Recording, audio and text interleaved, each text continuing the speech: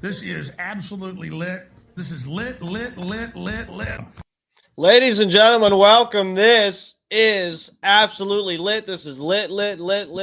This is Dark Times with Dark Match Steve. That's me. Welcome. Come on in. Get comfortable. We're about to start slutting it up.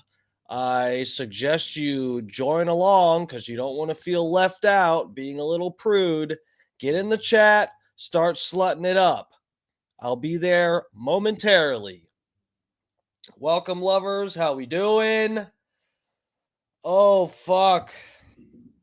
I've had a busy ass week. It's been cray.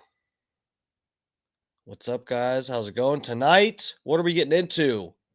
How dark are we going to get tonight? We'll see, guys. We're getting into Charles Manson interviews. We'll at least watch one full one here. So, yeah, this is like a treasure trove of just bizarre and hilarious entertainment. Some people might not really be aware of the gold mine that is Charles Manson interviews. So back in the Dizzy, back like around when I graduated high school, I was doing a lot of LSD and experimenting with, just different psychedelics in general. And one thing we used to like to do while we were on LSD was to watch Charles Manson interviews. And this was like, this was a long time ago.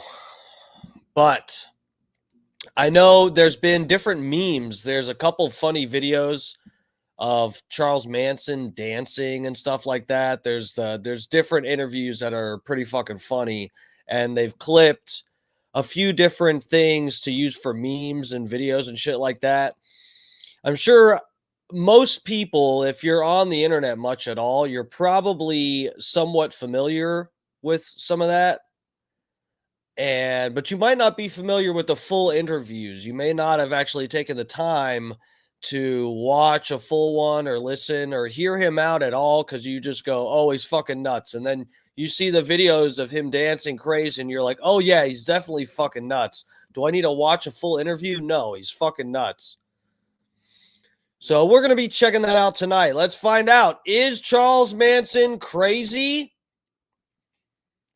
or not? Or is he absolutely fucking bonkers? We'll see. We'll find out tonight, ladies and gentlemen. Chat, I'm inside you. Lovers, welcome. Stacy G's up in here. Bob Cook. What? Sea Level? Is that W? Who are you referring to? Sea Level, welcome. How's it going? The Fat Pigs up in here. Thomas Gilson. Dark Match Steve. Oh, wait, that's me. I was in the chat already earlier. Natural Aspired, what's up, bro? Big E's up in here. What's up, guys? How's it going? Operation Chaos.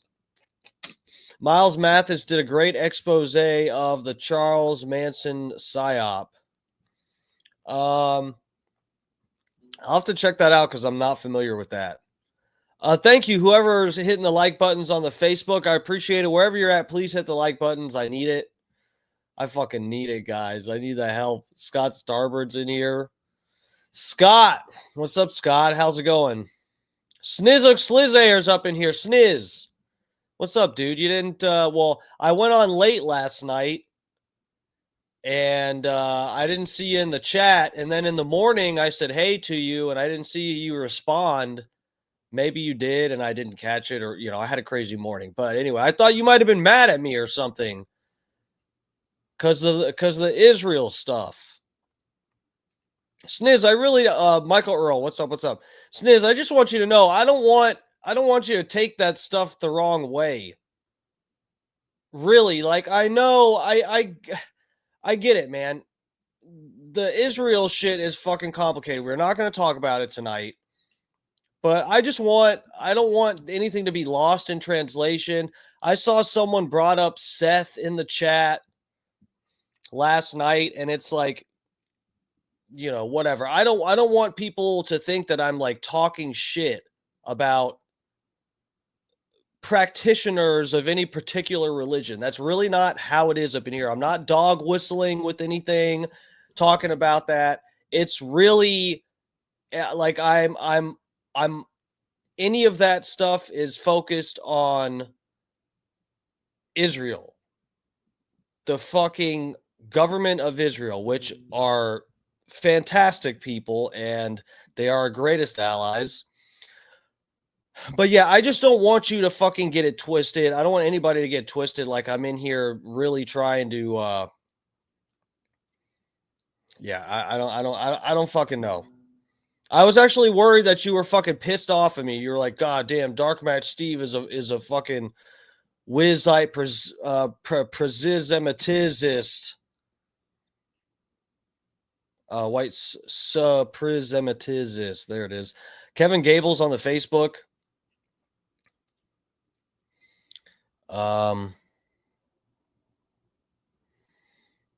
Lit lollipop. Manson was ahead of his time. Dude, there's some interesting. Well, I forget I know there's a couple like funny parts in this interview, but I don't remember exactly what they go through in all of this. It's been a long time since I watched one all the way through. However, I did click around looking for different clips because I use them for the podcast, the Bubba Army podcast. If you guys remember, I used some clips of Charles Manson talking, but I don't do late. No. I figured that was it.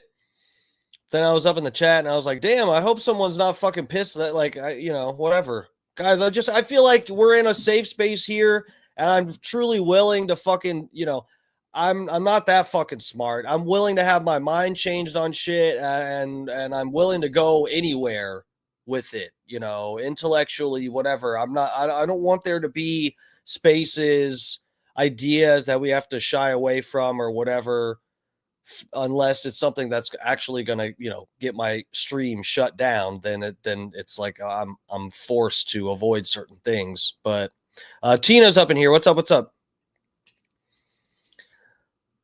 But yeah, when I saw fucking Stacy G in the chat first tonight, and I was like, well, damn, if fucking Stacy G's up in here, then Snizzlooks would understand. Stacy G's not mad at me. She understands. I feel like I clarify every time. I'm not talking, we're not, no one's mad at Jewish people in here. I don't believe him. Who, me? You fucking piece of shit. I'll debate you. Call in right now, bitch. I will debate you. I'm gonna post a clip of that debate. That was fun. Fat pig, getting you on here real quick. Yinzer in Florida. What's up? Yeah, see, Stacy G, no hate. All right, let me bring this up. There's a couple different videos that I thought we could get to. I do want to go through this whole interview because this one's a classic. So this is the interview with Tom Snyder, guys. If some of y'all may or may not be familiar.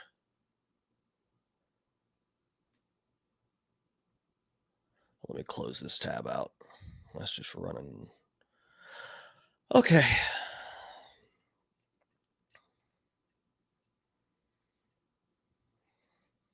Fucking Charles Manson.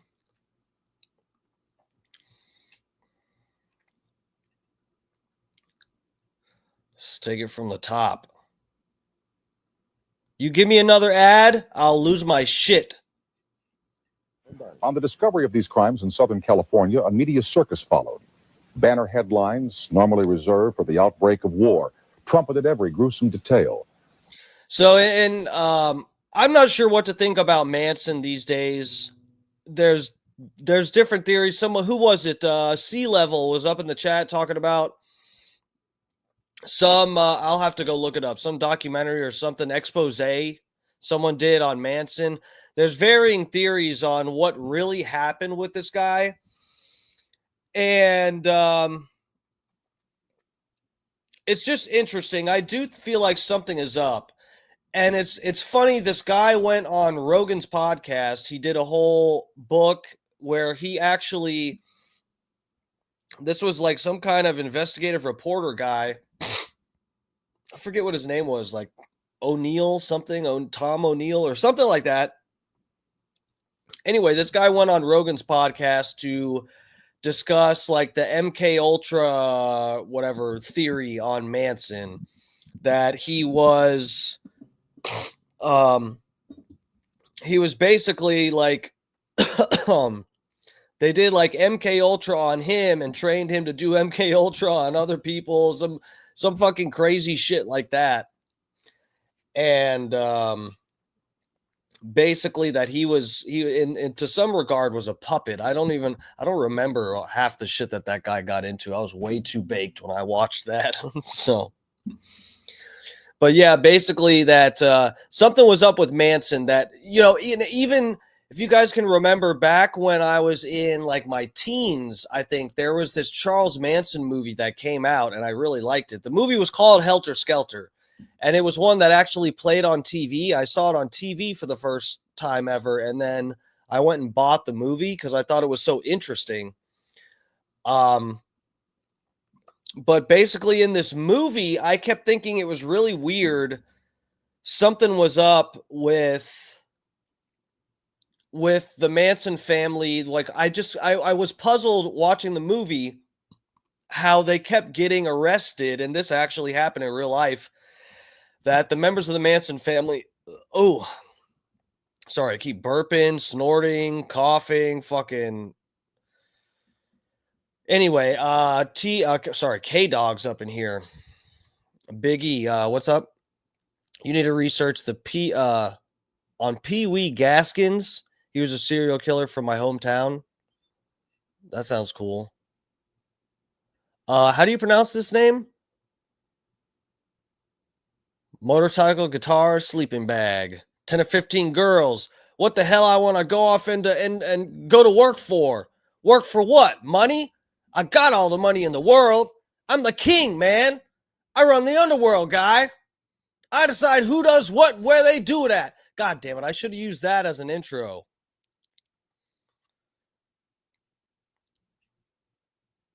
Hold on, we're pulling it up. I don't know if this guy was referencing Death Grips.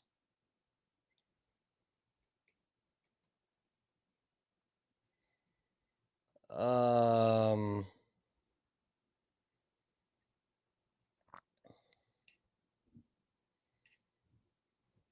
it's Beware. That's what it's called.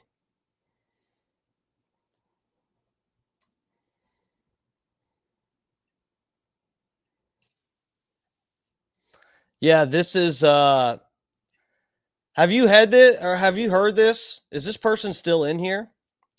Jax 4689.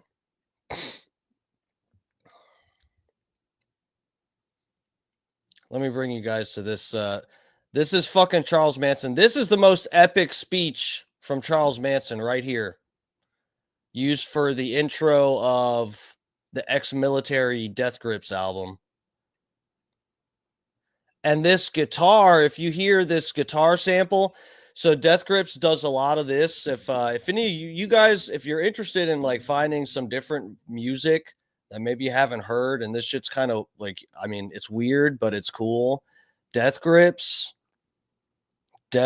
guys. You got to check out Death Grips. But they fucking do weird shit like this where they will take a guitar sample and just use like 2 seconds of it over and over again to make like some fucking beat out of it or something. They do the music in this is fucking crazy.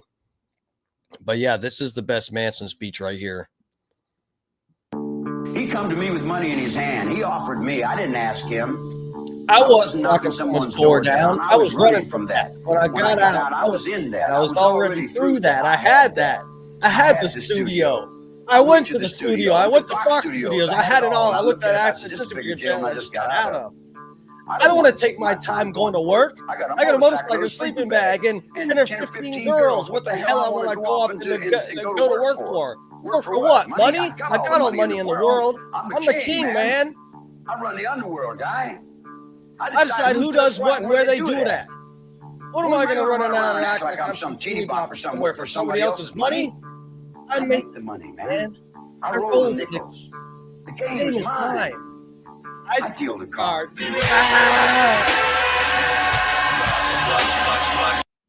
All right. Let's get into this. America read that Manson led the marauding killers, that he held drug and sex orgies at his makeshift ranch, that he commanded others to kill to prove their love and loyalty to him. At the trial, Manson called himself a child of the system. Some said he had satanic powers. Yeah, and this is a weird thing too. Manson calling himself a child of the system. So this is funny because in some ways he does bring this up too.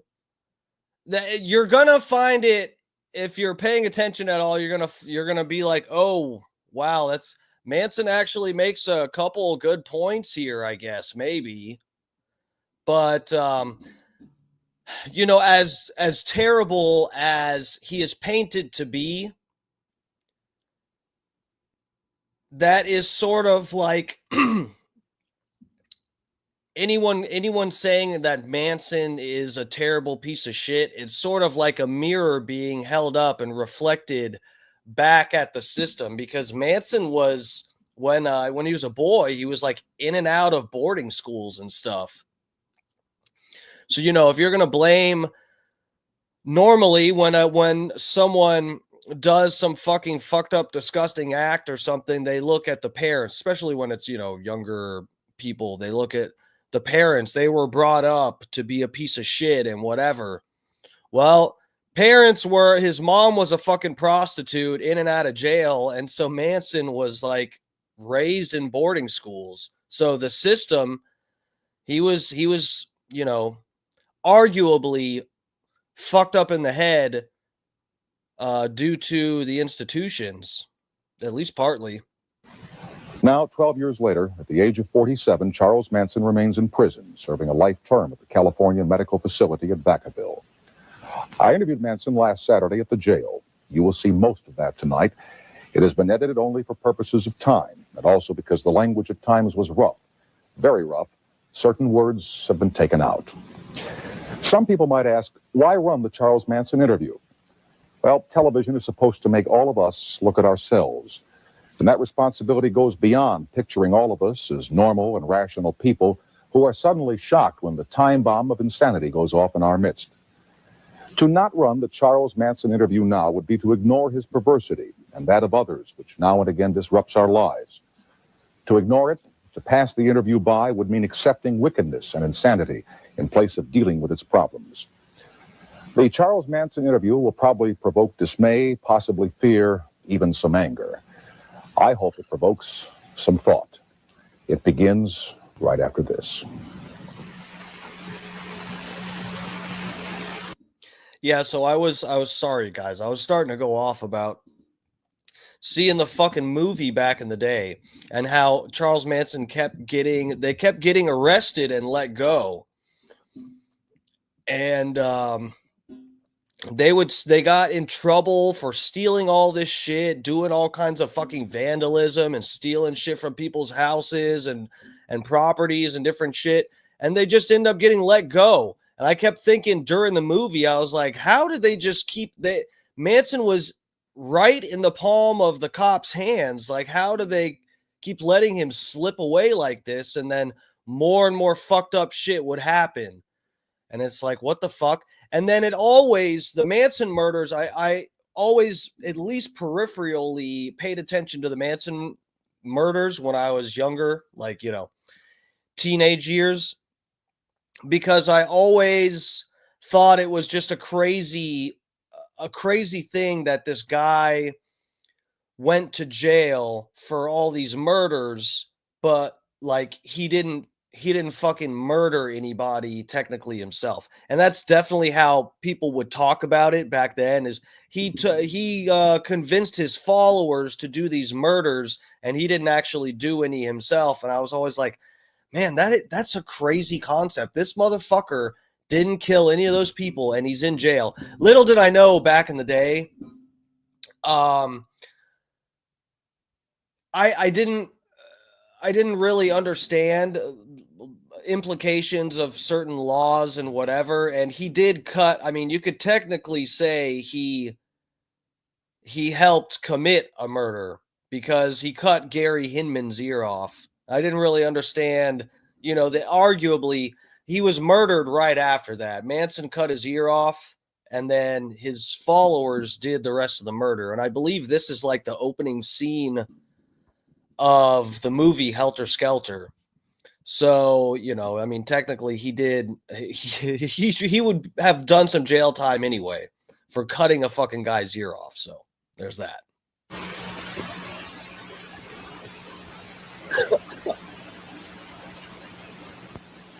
Gave him the old Van Gogh. Tell me about your life here in prison. Do you read newspapers? Do you listen to the radio? Do you watch television? Do you communicate with people on the outside? What goes on for Charles Manson in this prison? Now, one thing you'll notice too the whole time, I guess I should blow this up a little too so you can see this guy, Tom Snyder. This whole time, Tom Snyder, you can see he's doing this character type of thing where he's sort of like, so tell me what goes on in this prison right now for Charlie Manson. Like, just like he's doing a bit. He's playing a character of like a reporter, not consciously, you know, like it's not like a skit, but this guy is like, he's totally like in a fucking interview mode. And you can see Charlie break him sometimes. Charles Manson will say something that the camera turns to Tom and you can see he's like out of character for a second because Manson just says something so fucking crazy.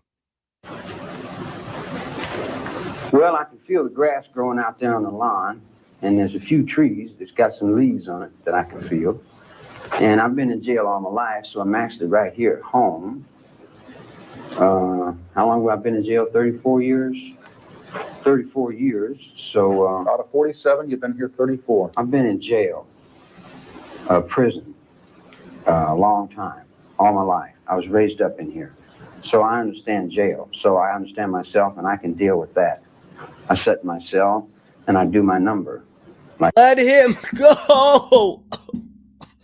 A convict does his number. You like jail, don't you? I don't dislike or like. Let's go back to 1967, the time you were winding up serving a term of number of years, 10 years. And written accounts indicate that you told the authorities, don't let me out. I can't cope with the outside world. Do you have a recollection of that? And you make a desperate plea out of something, man. There's no desperate plea out of it. I say I can't handle the maniacs outside. Let me back in. I didn't use the word desperate. That's your word, Charles. Yeah, well, your inflection and your voice tones were implications there. Well, you use the word maniacs on the outside. How are you different from the maniacs on the outside? And why do you call them maniacs? Because you know something? They think you are one. Yeah, it would reflect. If you hold the negative up to the light, you don't see the light, you just see the negative. So I'm a reflection of your negative. There's no doubt about that. And I can handle that also. I've been handling, ain't I? I don't know, have you? Well, I've been up and down these damn hallways, in and out of these nut wards for the last 10 years. You think you could follow that act? Don't want to follow that. Yeah, I don't want to get into it. But why do you want to get into that? Well, what crowd? Why do you what crowd you playing for? Huh? I'm playing for my life. This guy, Tom Snyder is not. He's not prepared for this. If you couldn't already tell. Why is Tom Snyder sitting down low and Manson is up high in a position of power? It's fucking weird. It's weird. I don't know. I don't know where security is. I wouldn't trust fucking, I mean, it does seem like that, like Manson has a position of power here or something. I wouldn't trust sitting lower like that. I mean, either way, you're vulnerable. Manson is basically on his feet. I think he's sort of like on a stool type of a thing, a high stool, like a bar stool. And this guy's in like a fucking, you know, kindergartner chair down here on the fucking ground. I don't know.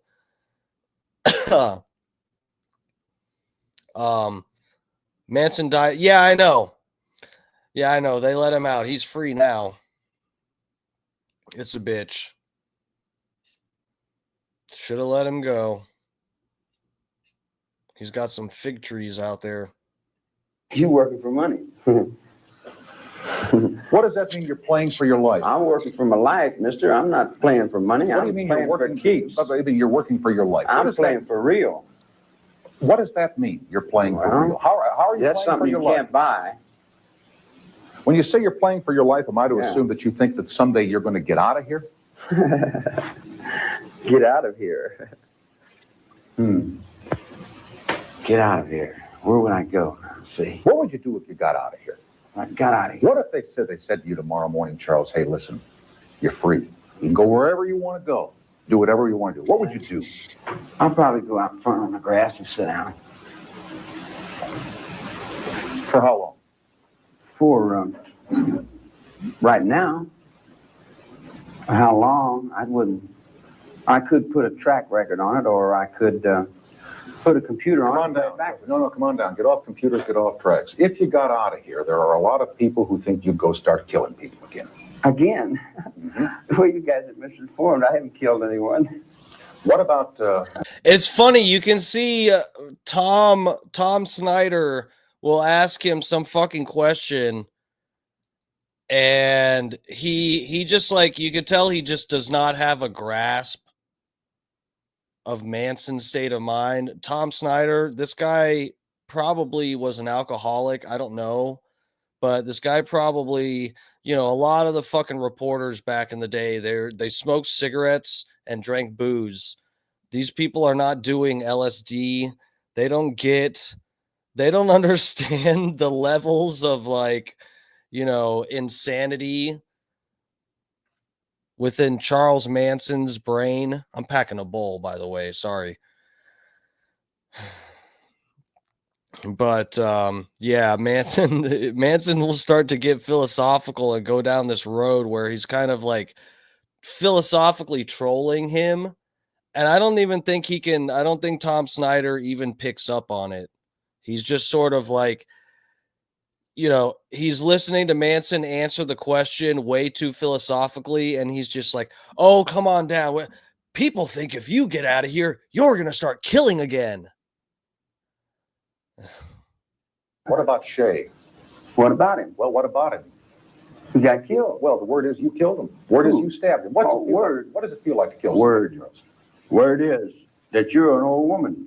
Word is you have turkey in the sky. Word is, I don't know what word is. Somebody else tell you that. I didn't tell you that. Did you kill Shay? Hell no. Did you cut Hinman's ear off? Hell yes. How'd that feel to cut his ear off? Hell yes.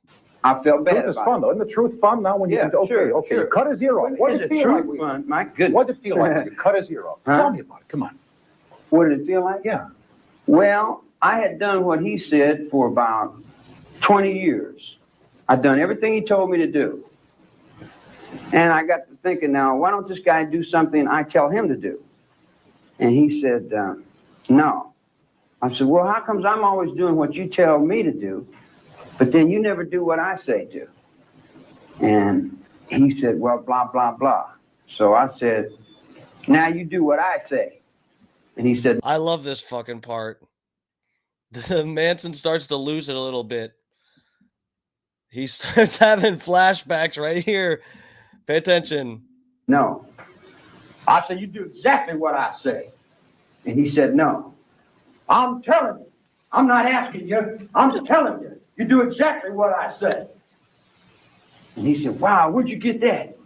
I said, I got it from my father in prison. He gave it to me. I had a little charm bracelet I used to carry it on when I was about that big. Mm-hmm. So skip that for a second. Yeah. Why was it so important for him to do what you say? Why do you like having people do what you want them to do? Why do you want to control them, Charles? Wait a minute. No, I was asked. The dude asked me, says, you my brother? I said, yeah, I'm your brother. He said, how much are you my brother? I said, completely. See, if I'm going to explain it to you, it's not going to be that easy. So you're going to have to bear with me. So, Bobby... Bro, they got him on medication, too. He talks about it later in the interview, but yeah, they said they've got him on some kind of fucking antipsychotics and shit. This Tom Snyder guy is a douchebag. Dude, he is. He's kind of obnoxious. Like, he's actually... Manson is not... it's very funny, guys. I've watched a bunch of these interviews because I'm weird like that, and you will notice sometimes it's like it depends what version of Manson you get. I'm sure at least partly depends on what he's been through on that day, but then also how the interviewer is going about it, because you can see some of the parts where Manson's fucking troll. He asked Tom Snyder asked him, "What would you do if you got out of here?" And he's like, I'd go outside and fucking sit in the grass. And then the guy's like, okay, for how long? And he's like, oh, well, I don't know. I could put a computer on it, or then he's like, oh, so quit talking about computers. Give me a good clip here. People think you're going to start killing again. Are you going to start killing again if you get out of here? It's just like, you can tell kind of the whole time he's fishing a little bit for some kind of good clip. And it almost seems like Manson is kind of willing to explain things in good faith. But when this guy starts going down this road of loaded questions and Manson just lets that, he bounces, he reflects back similar energy, but in Manson's style of trolling him philosophically. It's fun. It's weird, but you just watch. He does it like the whole fucking time. He said, he was a young dude. He said, I'm your brother. I said, okay. Bobby? I'm your brother. Beausoleil. I just got out of prison. Wait. Yeah. Let me interrupt you for a second. Yeah, well, then we're gone with that. No, because you're getting on Then we'll go to another one, and then they make me look crazy. No. You can make yourself look crazy, Charles. Okay. I can't make you look crazy, and please believe me. All right. I'll believe you, and I'll put it in my left-hand pocket for later. Let me take you back to you wanting this man, Hinman. I cut to do zero off because he was over Bobby, and Bobby was a youngster and really didn't know what the hell he was doing. And he was a kid, and he never had no man show him nothing, see? So I was telling the boy, I said, the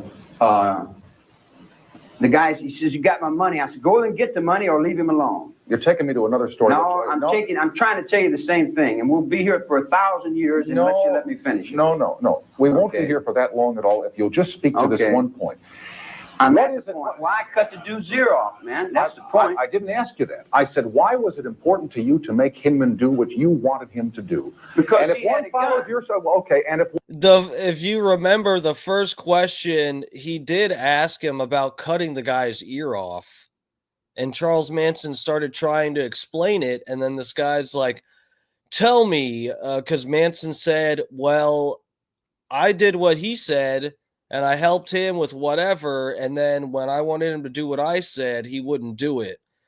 And this guy just fixated on that. Like, oh, yeah, he's telling his followers what to do.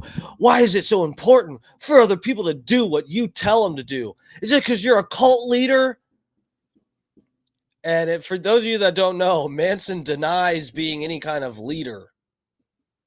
For the most part, he denies that entirely. So this is like people, there's been different interviewers, fucking what's his name? The guy with Geraldo Rivera interviewed him too. And they all these people that have ever interviewed Manson, it's like 90% of them, they just go thinking they're gonna get some really good clip. They didn't have reels back then, no TikTok, but they wanted a good segment from an interview. Like, oh my God, I got Manson to admit that he knew he was, telling other people to kill other people because he's a cult leader and they worship Satan out in the desert. One follows your story through the times on the ranch down in Southern California. It was important for Charles Manson to be a leader, to have people follow him. Come on, district attorney. See, you can full of brainwash. That's a district attorney. I'm nobody's leader, and I'm nobody's follower. I got a parole officer, I got a sleeping bag and a guitar, and I'm staying at old blind man's ranch. And that's about the extent of it. All this occult, all that hocus pocus stuff that you guys are playing, I don't know nothing about all that. You know nothing about something called Helter Skelter. You know nothing about I know about Helter Skelter. It was a song that some people sang. And that's all it was. And some other kids picked it up in their minds. And they said, what do you think Helter Skelter is? I said, well, I get out of the penitentiary in the 50s, and everybody's going thump, thump, thump, and they're walking like... Guys, listen to this part. Listen to this part. Pay attention, because this is actually... Manson is making... I forgot about this. Manson is actually making really good points, and he's explaining, interesting observations. And this guy is looking for some fucking juicy clip about occult bullshit. He's looking for that so badly that he just, like, all of this just flies over his fucking head. So listen to him. He asks him, explain Helter Skelter. And Manson says, oh, well, Helter Skelter is a fucking Beatles song or whatever. And people sing the fucking song, and we would play music on the ranch, and people sang it. And they thought Helter Skelter meant this, and they asked me what I thought Helter Skelter meant. The extent of it, all this occult, all that hocus pocus stuff that you guys are playing, I don't know nothing about all that. You know nothing about something called Helter Skelter. You know nothing about... Yeah, I know about Helter Skelter. It was a song that some people sang. And that's all it and was. Some other kids picked it up in their minds. And they said, what do you think Helter Skelter is? I said, well, I get out of the penitentiary in the 50s, and everybody's going thump, thump, thump, and they're walking like that. I get locked back up. I get out in the penitentiary in the 65, and it's going thump, thump, thump, thump, thump. And I get locked up again, and I come out in the 69, it's going thump, thump, thump, thump, thump, thump, thump, thump, thinking, wow, man, wow. Wow, wow, what? Come on, well, I was a beatnik in the 50s before the hippies came along. I cut a rut down through Acapulco, and I smoked Acapulco. So what he's trying to explain there, I don't know if you guys picked up on that, but this is like he's describing to this guy. So I don't know exactly where Manson would have gone with that if they didn't get digressed here. Now he's starting into another story. Maybe they loop back around to explain it more. I don't remember exactly, but it seems like what Manson is describing is, when you're a part of society, you're a functioning member of society, just going along with shit. You probably don't, it's like sometimes it takes a moment to look back and reflect and go, wow, I can't believe how shit has fucking changed.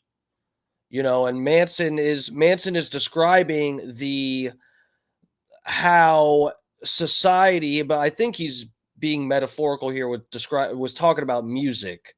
When he means music, he is sort of talking about he's talking about everything, culture, society, that every time he goes to jail and gets out of jail, society is just getting crazier and crazier, and everything's moving faster and faster. The cycles of fucking change are just rapidly getting faster, and everything is just moving at a quicker pace, and everything's changing. Novelty is increasing in shorter amounts of time. This is what he's describing. He's saying Helter Skelter is that's what it's talking about or something. Helter Skelter is this is what Terence McKenna talked about. I've told you guys about Time Wave Zero, and how Terence McKenna thought that something was going to happen on December 21st, 2012, which oddly enough lined up with the Mayan calendar. And Terence was talking about this, how novelty is increasing at an ever faster rate. Things are changing faster and faster and faster. And this is the same thing that Manson seems like he's describing here, but now they're going to digress onto something else. And it seems like kind of just crazy talk, because this guy kind of keeps making him digress when he's trying to explain something in multiple layers, and they keep getting off on tangents. Before you knew what it was, and I lived in the Tombs, and I was in the Cook County Jail in Chicago when you were playing cricket in high school. See? You live in another world. I live in street people's world.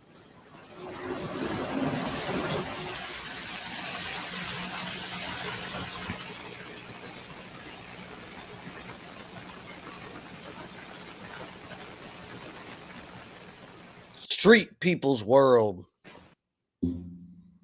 Yeah. Manson had a little scheme called creepy crawlers. He'd send people in to move furniture around. Is that all a figment of somebody's imagination so far, or is there any truth to that? Tell me, Charles. I don't know.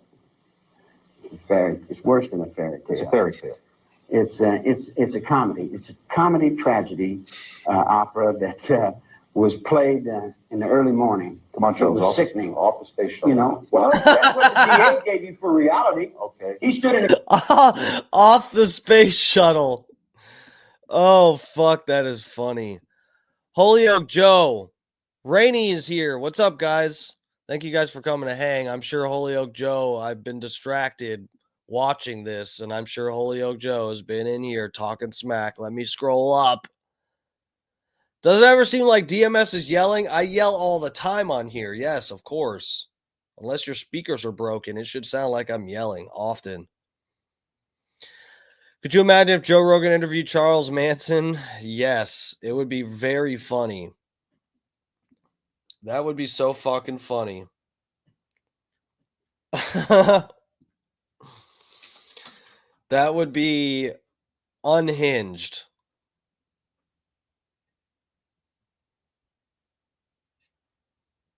He'd be like, so, Charles Manson, have you ever done DMT? Well, I done LSD, mushrooms, peyote, little marijuana. Funny Face is up in here. What's up, Funny Face?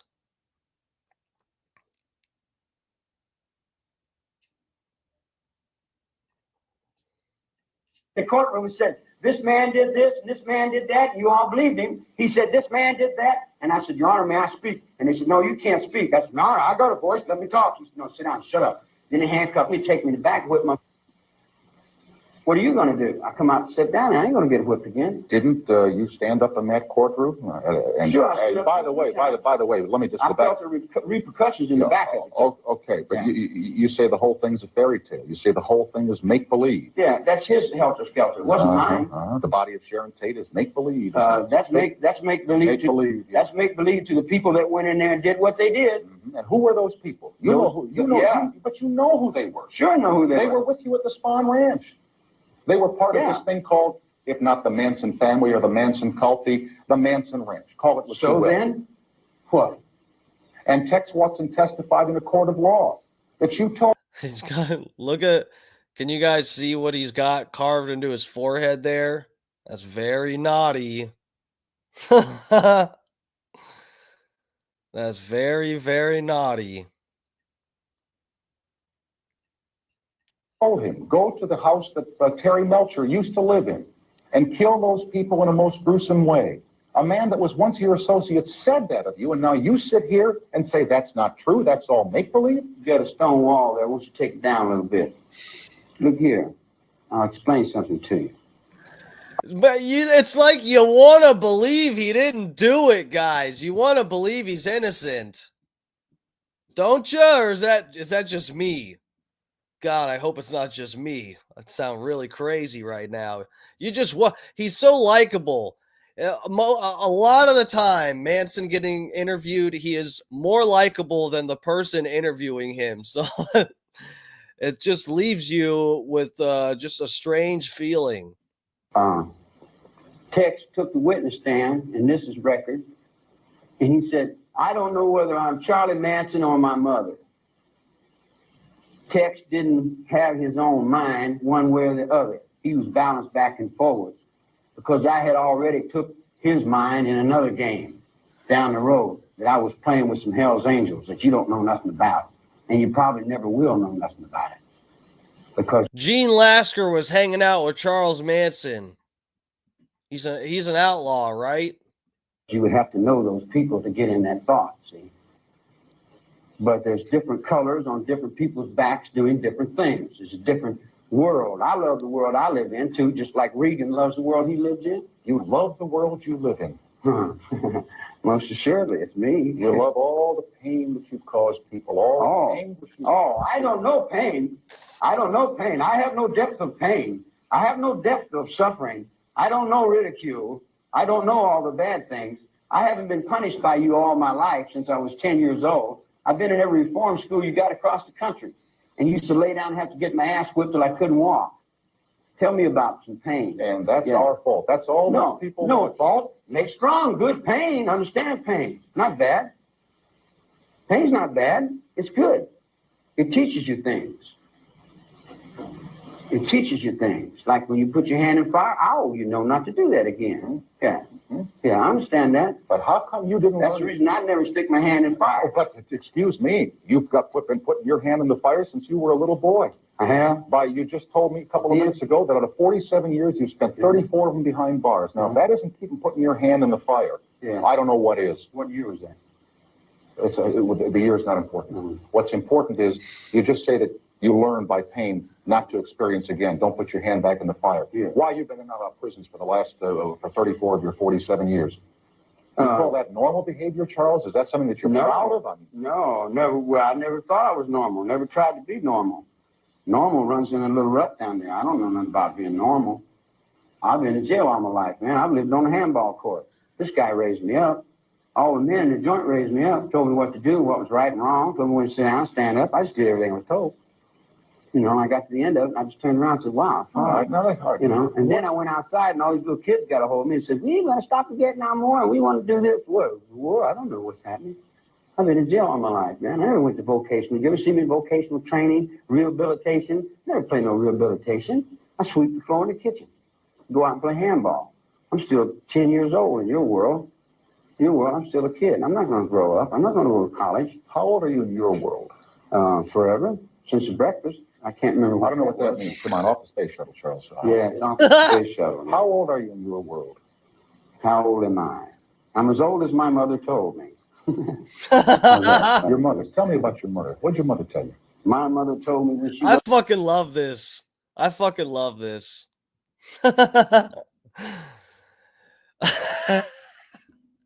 Rainy, that's a pop. Fat Pig's in here smelling himself. What'd he say?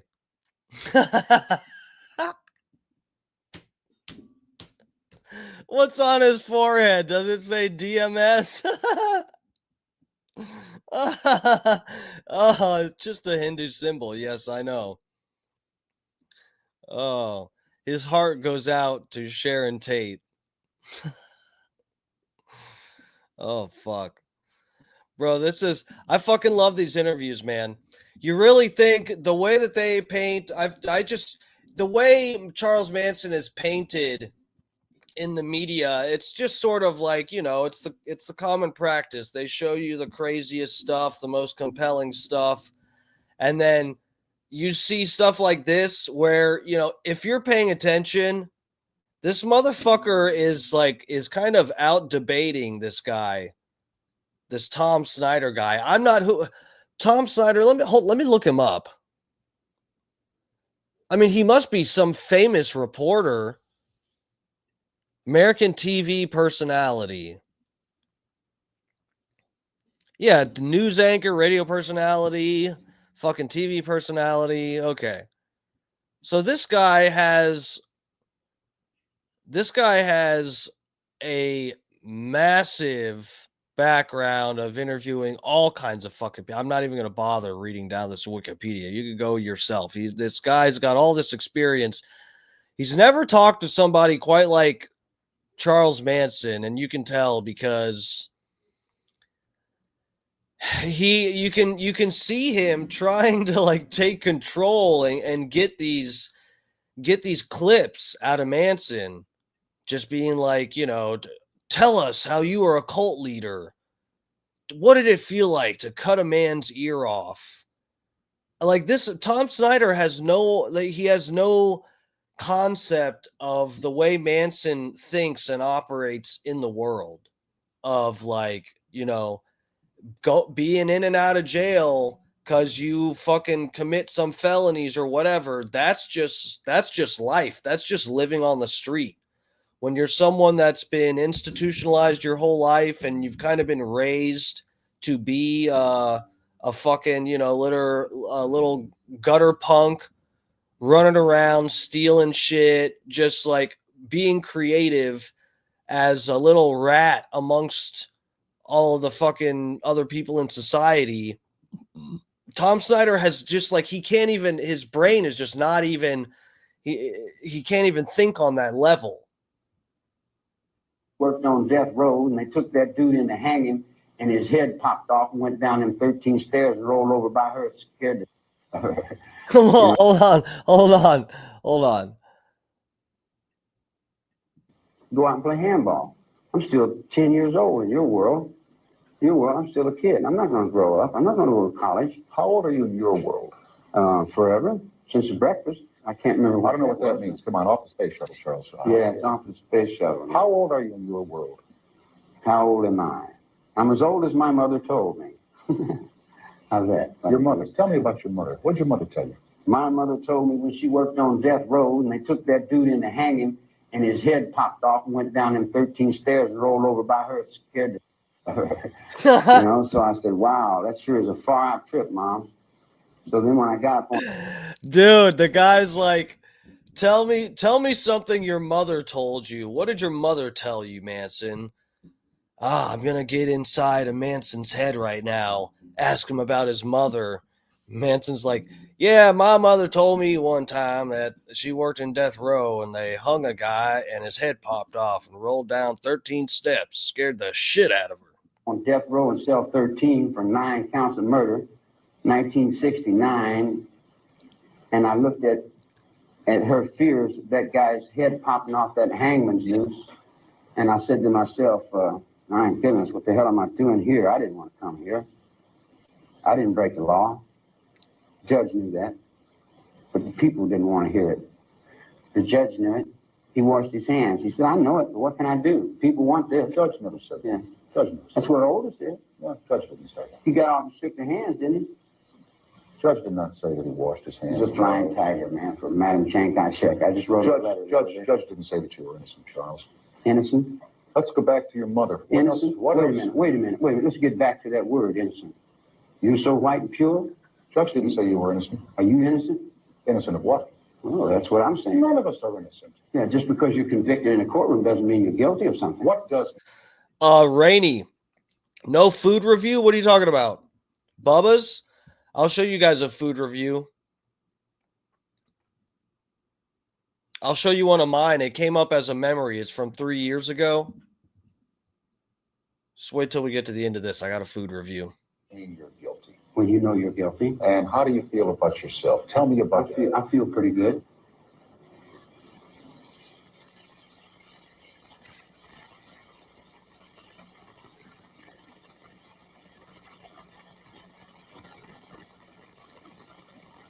These are the most awkward edits. These are the worst transitions ever.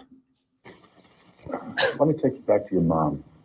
Take me back to... What else did she talk to you about besides the fellow whose head popped off? The head popped off, yeah. She was living in the Blue Moon Cafe, and she hit a dude in the head with one of them bottles of Jim Beam whiskey. She tried to hustle a few dollars on the corner, but there wasn't no money. So when she jammed this whiskey bottle upside that clown's head, he went down. She took the bread, come up and got me, and we left, went to Indiana. When you were a boy, did you love your mother? I didn't know what that was. Did you respect your mother? How did you feel about it? How do you feel about your mom right now? If your mother, I don't know if she's alive, Charles, or not. Yeah, you don't, huh? Do you? Let's see. Alive now. Yeah. Yeah. Maybe I mean, if she could be watching this right now, what would you say to her, Charles?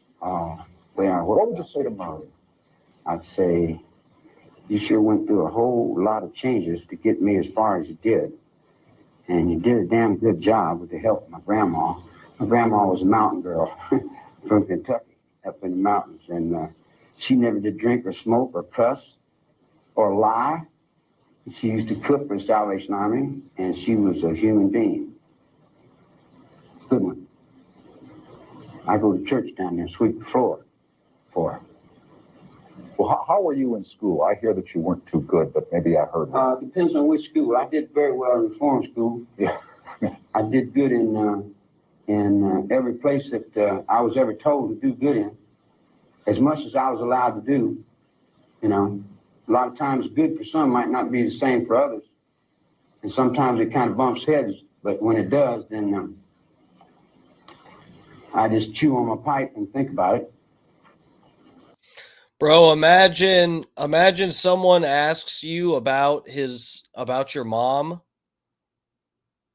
and your first two things you think of is your mom telling you about someone getting hung and their head pops off, and then they ask you again, well, tell me more about your mom, and then the second thing you think of is, well, she fucking smashed a bottle on someone's head, probably cut their face up and took their money, and we hit the road. And do the best I can. Mm-hmm. But you dealt the hand down there in L.A. You in that press, you in that L.A. Times, you dealt the hand. You put me on Life magazine, had me convicted before I walked in the courtroom. You had what people wanted to buy. When they wanted to buy it, they didn't give a damn if they had to convict the district attorney. They'd have convicted the whole building to get that dollar bill going there. They had big bucks going there. They made 27 million, 100 billion. I'm bumming $10, $15 from my friend here. Fat Pig.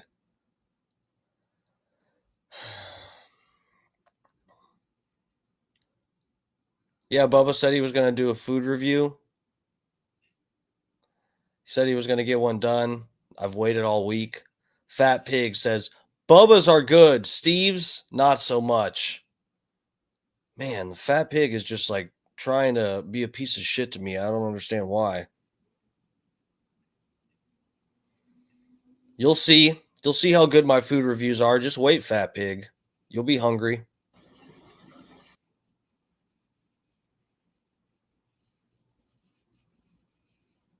Next, the murders.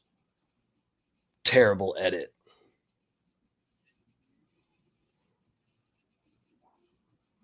About this before, but I'm going to try it one more time. You can see them where I'm. You got a pistol on you? No, sir. They wouldn't let me in here if I had a pistol. Yeah. You know that as well as I do. So why even ask the question? Okay. Well, I just thought you might not like what I've done. You want to do something about it. I don't much care for what you've done. Yeah. A lot of people don't. How do you feel about that? A lot of people think you're a monster, Charles. They think you're a monster because you reflect this news media on me. Cult leader. I never had long hair before I got busted. I never had a beard before I got busted. I went to shave, and the guy said, no, you can't shave. And I said, I need a razor to shave. He said, no, you can't shave. I said, let me get a haircut. He said, no, we don't want you to change your appearance. So when you put the camera first on me, you got long hair and a beard. First time in my life I ever had long hair and a beard. You want to shave and get a haircut? I'll shut him off or you'll get a shave and a haircut. Am I telling him right? I'm not of this generation. You want to shave and a haircut right now? I'll shut him down right now. You want to shave and a haircut? Yeah. I was trying to explain to you, man, that a lot of they pushed off on me is not me. They said I had a great family and I was the following and leaders and all that. There was no followers and leaders, a bunch of kids out the ranch playing. To me. Playing at what? Playing at living. The accounts say that you gave him dope. I'm just saying what the accounts say. I'm not saying I know it to be so. So here's your chance to say it wasn't true. Okay. That there was a lot of hanky-panky. That you turned the girls on with dope and sex out there. That's what they said. All right, that's what they said. Well, are they wrong? Oh, well, I went down to Haight-Ashbury and a little kid, 10 years old, come up and said, you want an acid pill? I said, what's that? He said, this is good. Make colors go. I said, no, I heard about them things. I don't want none of that. And then another little kid was rolling a joint. And they were sitting there smoking a joint and asked me if I wanted one. What you said? I said, well, I used to smoke this stuff in the 60s, but never in the 50s. But it really wasn't that, it was funny, but it's not. How much dope did you use in your lifetime? Were you a heavy user of dope? No, I smoked a little grass, and I've taken some acid, mescaline, psilocybin, peyote, mushroom. See, he's a good guy. He's got good taste. I could chill with Charlie. But actually take dope, no, nothing. I wouldn't take anything with it I feel would hurt me. Mm-hmm. Do you feel that those things that you just mentioned hurt you at all, Charles? Physically or spiritually? Mentally. And then on what level? On the level of society, the way you view the norm? No. This is you guys like this is really good. I mean, he's breaking it down really well, actually. He's answering the question so well, and Tom Snyder is so dense, he just doesn't get it.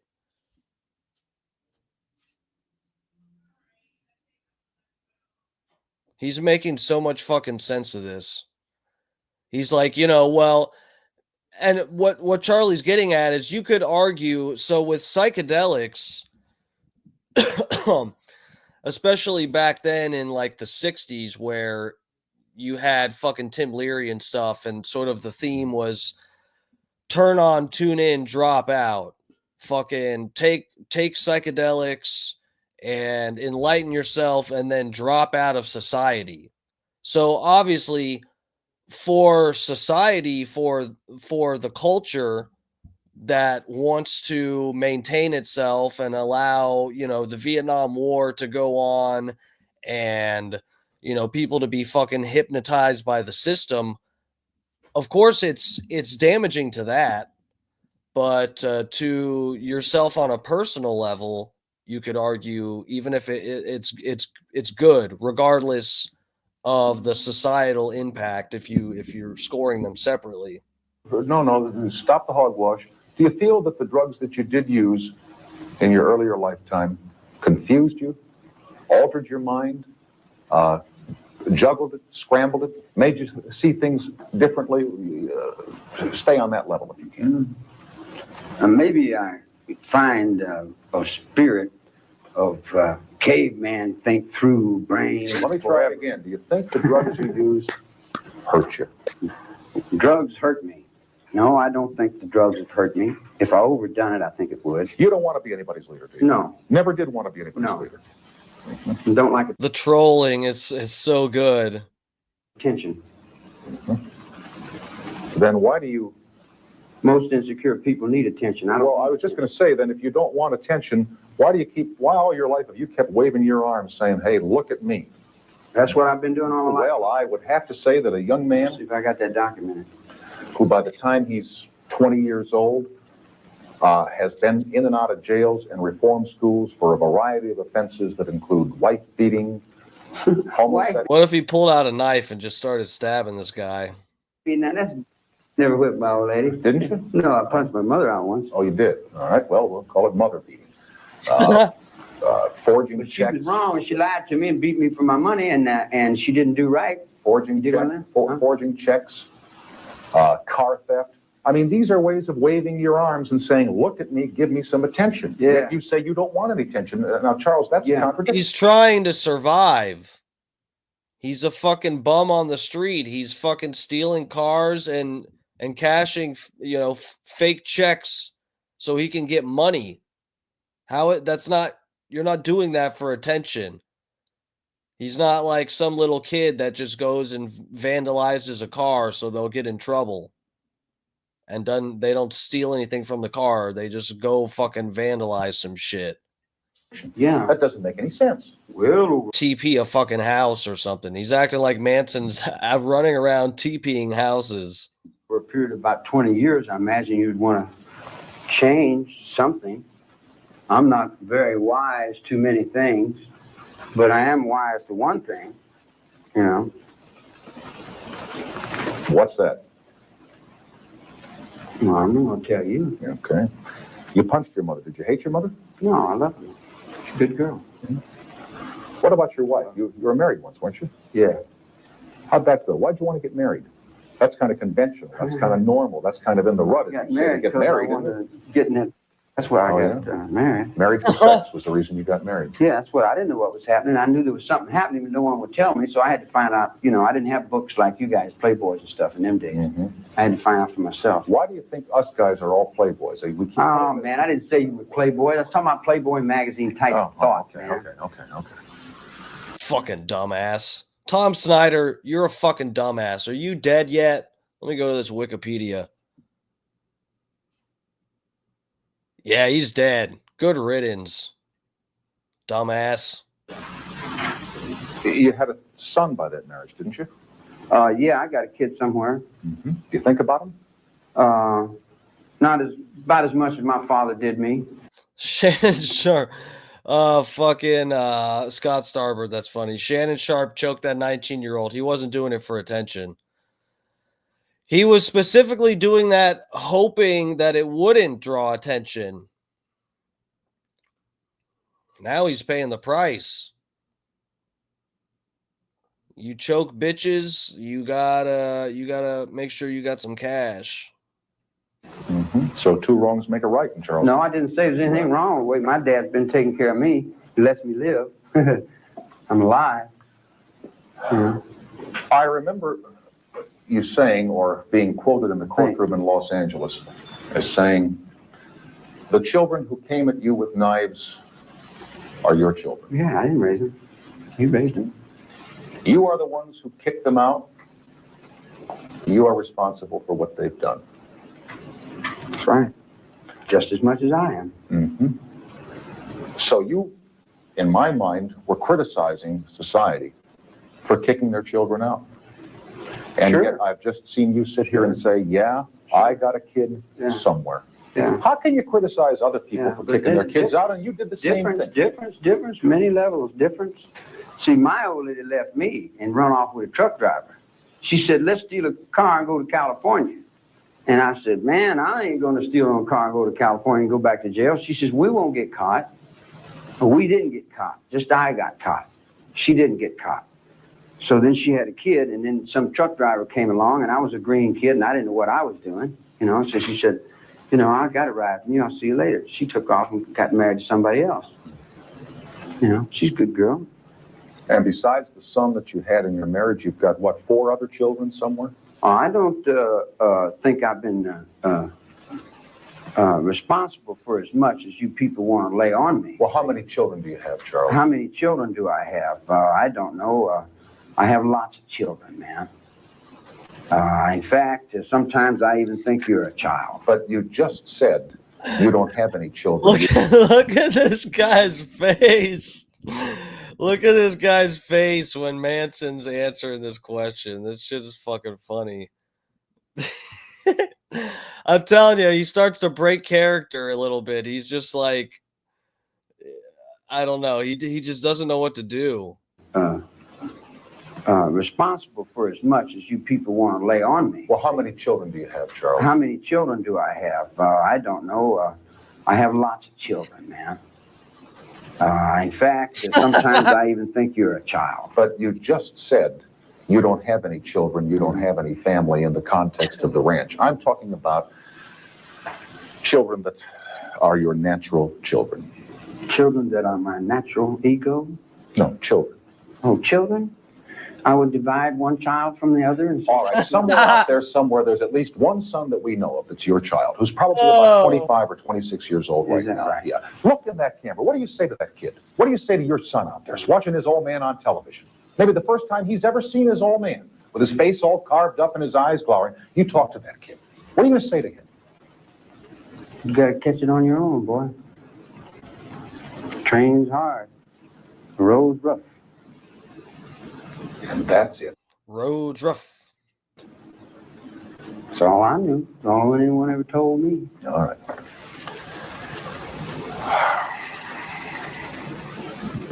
And you want to hear something? Yeah? He'll do it better than me.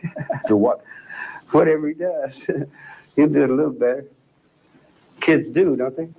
Sometimes. Yeah. That's what makes them such a gas. They always seem to get through. There was a story about a celebrity hit. Was you ever a kid once? Absolutely. Still am in many ways, but not your way. Oh, my way? I don't know what my way is. Everybody keeps telling me I got all these things. I read the other day where I had magical powers, and I told everybody in the chapel, I said, zap, zap, zap, zap. I said, where's my magical powers? Well, you can't believe what you read in the press. I ain't got no magical powers, mystical trips, and all that kind of crap. Yeah, it's kind of silly. Yeah, I'm getting witches and devils, and one guy come up and said, I heard you said you were Jesus. I said, no, man, I ain't said nothing. He said, I'm glad. He said, I'm damn glad. I said, why? He said, I know you ain't him. I said, how do you know? He said, because I am. I said, okay. But I mean, Look, he popped. He fucking popped on it. He fucking broke character. Manson made him break character again, and he's like, oh, fuck. I'm not supposed to be laughing at this guy's jokes. He's a fucking murderer. Oops. Oh, fuck, man. This is so funny. He said, I'm damn glad. I said, why? He said, I know you ain't him. I said, how do you know? He said, because I am. I said, okay. But I mean, I've been Oh, fuck. His goofy fucking face. They cut he's like this. And Manson's fucking explaining his story. They cut after Manson makes the joke part, he does the punchline and it cuts back to him and he's like, he's got a goofy fucking smile on his face and he tries to block it. Oh, fuck, man. That's so funny. the nut ward for 10 years, so you can't expect me to rationally take this thing serious. Don't you think you belong in the nut ward? Well, it's all right. I could. But don't you belong there? I belong where I'm allowed to go, man. Like, I belong. Let me nail down one other real simple one. Now, listen to how simple this is, Charles. There was a story in the media back when the trial was going on that Charles Manson had a celebrity hit list. I don't know who was on it. Maybe there never was such a list, but was there a list of people, famous people that you thought about harassing, bothering? If I wanted to harass them, I just wouldn't watch their TV show.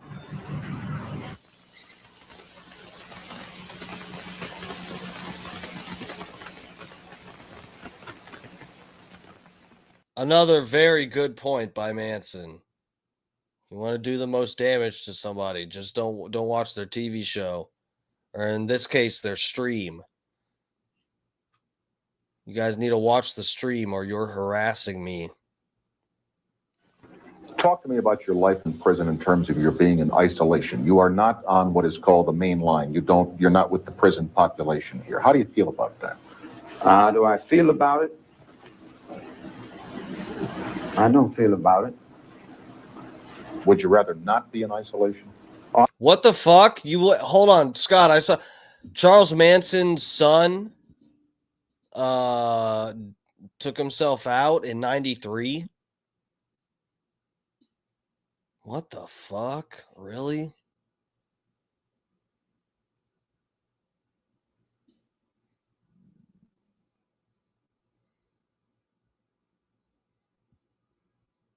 Oh, that you're talking about. So he has multiple kids. Valentine Michael Manson is 56. Fuck it. I've been trying to get on the main line. I've been trying to get to the prison for the last 13 years. Why? Why? Walk around, play some handball, play a little guitar, do my number, do my time like any convict does, like I've always done, like my mind has been set to do, like my past lives have been in jail, doing time. Marilyn Manson still lives on. Yes, one of Charles Manson's 7 kids is Marilyn Manson, the most famous of the Manson kids. He actually has quite a nice career. He's doing very well. In jail. In fact, when I got out, I just got outside and sat down. I wasn't going nowhere. I gave up, see. If you were on the main line, Could have stretched Manson and it's Dark Match Gene asked, Dark Match Steve, do you think you could have stretched Manson in his prime? Probably, man. Manson was pretty small. He wasn't a big dude at all. You can see in the interview with Geraldo Rivera, Geraldo like towers over him. I mean, he's not a big guy at all. Manson's probably my size or smaller, like 5'7". And I mean, I don't know what he looked like all through not being in jail, but he doesn't look big here or like cut or anything.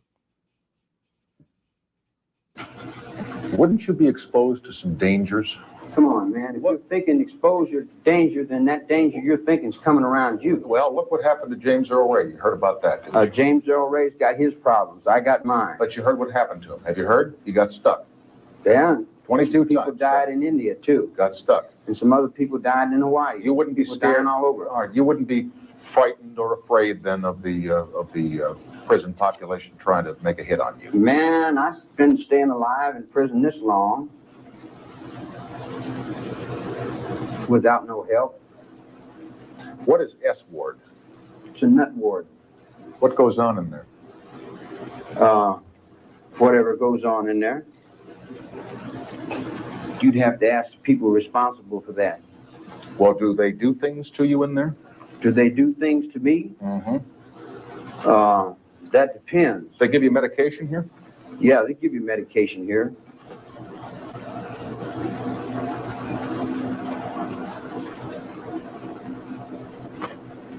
Do you have medication now? No. No, it took me about a few years to get off of medication.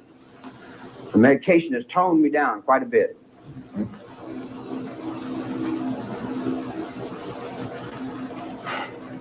Whole lot. That's the reason I like the desert. When I get out in the desert, then I can let it out and say, if I see you within 50 miles, they will know something. Yeah, I used to love that desert. Out in the woods and things. I didn't know you could get out in the woods for 30 years. How do you feel about spending the rest of your life in prison? Well, we're all our own prisons. We each are our own wardens, and we do our own times. We get stuck in our own little trips, and we kind of judge ourselves the way we do. You know, I can't judge nobody else. The best thing I can do is try to judge myself and live with that. See, what other people do is not really my affair unless they approach me with it and want me to do something about it. Then I'll take into consideration what has to be done. But other than that, I just try to do my number and do my time. Get out on the main line, play some tennis, walk around, make the child a little better, you know. And then there's a possibility the preacher could teach me something, because the preacher, the reverend, is quite a guy. And I'm finding that got 2 or 3 doctors here that's got a lot of sense. I mean, as far as I'm concerned, they got a lot of sense in my world, you know. And I've tried to shake 2 or 3 of them, but they're pretty smart. And then they got some pretty good inmates here trying to get out, work their lives into a decent sort of way. Trying to promote harmony, pull ourselves together, be right, do right, and have the understanding of what it is in a congenial form for world peace. There's a lot of people working for world peace. Let's assume that one day you were paroled. Let's just paroled. Let's just make believe. Do you ever think you will be? Yeah, do I ever think I will be? Well, I've never been paroled before. I went up to the board and they said I was incorrigible. Look at this fucking chair they got him on. This motherfucker can't hold still because I got him in this fucking bullshit chair. This guy has a back to his chair. And not only was I incorrigible, but that I'd never grow up. And I kind of agreed with him. I had a war. Well, let's just play make believe here for a second. Let's make believe. Let's make believe you're getting out tomorrow. Tomorrow. Okay. And tomorrow creeps this petty face. Yeah. Would you go? Look at these fucking bell bottoms he's got. What the fuck is this? How does Charles Manson get these fucking bell bottoms in prison? He looks good. The shirt too. I mean, he looks good. After anybody, Charles? After anybody. Let me try another way. Do you feel you have any scores to settle with anybody on the outside? Let me think. Do I have any scores out there? And we're making believe, right? Mm-hmm. And I'll tell you, buddy.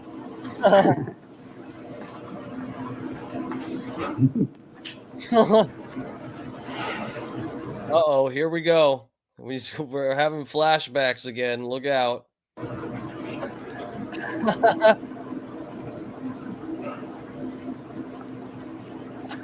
Well, I don't rightly know. I'm stupid to the point to where I'm not really sure. And if you'll ask the question again. He actually forgot what the question was. he fucked around for a minute making faces, and then he's like, wait, I'll answer the question. What was the question? Maybe the answer will come to you. What was it again? If you got out tomorrow, do you have any scores to settle on the outside? Scores. You mean people that have done me wrong? Or you feel you've done you wrong? Oh, that feel that I've done them wrong? No, feel that they've done you wrong. Oh. That you feel have done you wrong. Oh, well, most people do themselves wrong. But would you want to go? Would you want to go get anybody? No. If you got out, no. No, they push. See what they do. See, they take all that bad and they push it off on each other. I told the dude, "You're doing this to yourself, man." You know, I've been sitting in there. In other words, I'm in the cell, right? And he let me out, and I walk around. The guy says, "If you don't do this, we're gonna lock you back up." I said, "Okay, I don't care anyway." I only gave up that thought. Prison's in your mind, man. Like, you know. Okay. You can sit in the cell, and the guy said, "You're in prison?" I said, "No, I'm just here." He said, "What are you doing?" I said, "I'm just sitting here waiting for these people to get done doing what they're doing so I can get out." Do you have a television set? Do you watch television? Yeah, I used to watch it a little bit, but it kind of looks, I don't really like it that much. Okay. Well, what about newspapers? Do you get newspapers? No, I don't bother with those. I know that they're jiving there. All right. What, radio? Listen to the radio? I listen to a Hearts and Space program. I like that. And the rest of it just like a bunch of veterans. Shout out Hearts in Space. You got some fans. There's no. What about your music? I get some classical music on the 98 station that's saying something. Okay. But what about your own music? I remember reading that you at one time had a recording stint at a studio in Hollywood, and that you liked guitar and you wrote music or sang music. Do you still do that? Yeah. Yeah, I do that. Yeah, I do that. But the way I do it ain't the same way you guys do it. And the way I do it scares you guys. So I didn't want to scare you guys out of the neighborhood right away. So I just took a can and started banging on it, you know. But we used to have some cosmic gatherings back in the mountains that would probably shake a Mormon tabernacle choir's eardrums. You said the kind of music you play scares people. Why shouldn't people be scared by you? There's only one person you can be scared of, and that's yourself.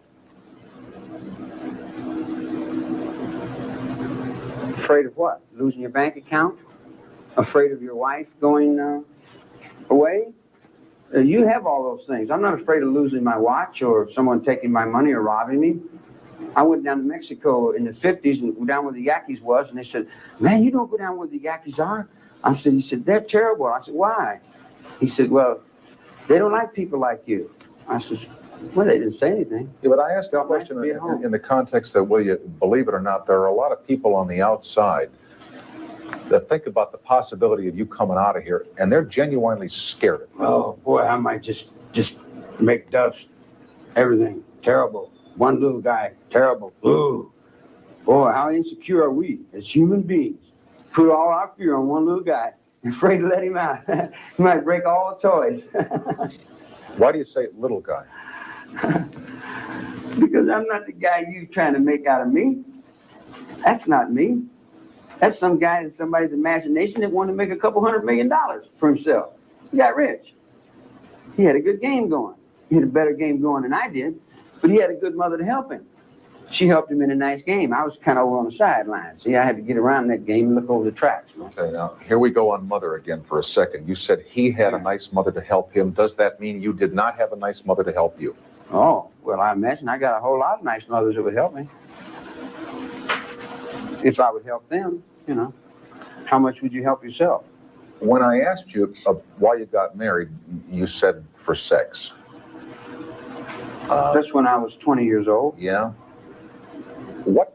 This is funny. What kind of sex life is there for Charles in this prison? Well, a bit now and then. I try to hide it, not to embarrass other people. But I've been doing it ever since I was 10. I get to think. Is he talking about jerking the gherkin? Did he say I'm in here stroking it? I'm gooning? You say I goon from time to time. I'm in here just gooning in my cell. Thinking, here I'm an old man sitting in the cell. That's the damnest thing I ever seen, you know. It looks like I grow up but I really don't know how yet. I'm learning. Teaching. Fucking Grando Reaper, what's up? What's up? Manson's crazy as fuck. No, he's good, bro. He's good. He's actually really smart. That's what I'm trying to show you guys. He's a genius. He's too smart for this realm. Had to lock him up. He didn't do anything wrong. You gotta grow up. Do you miss women? Certainly. My goodness. Yeah, damn right. Yeah. What do you think of women? Oh, I like them. Yeah, they're nice. They're put together well and everything, and they're soft and spongy. Yeah, they're nice. As long as they keep their mouth shut and do what they're supposed to do. Why do you say that? God. Just took a dark turn. Because that's what a woman's supposed to do. Keep her mouth shut and do what she's supposed to do? Sure. Who taught you that? Well, I don't want to snitch it on me.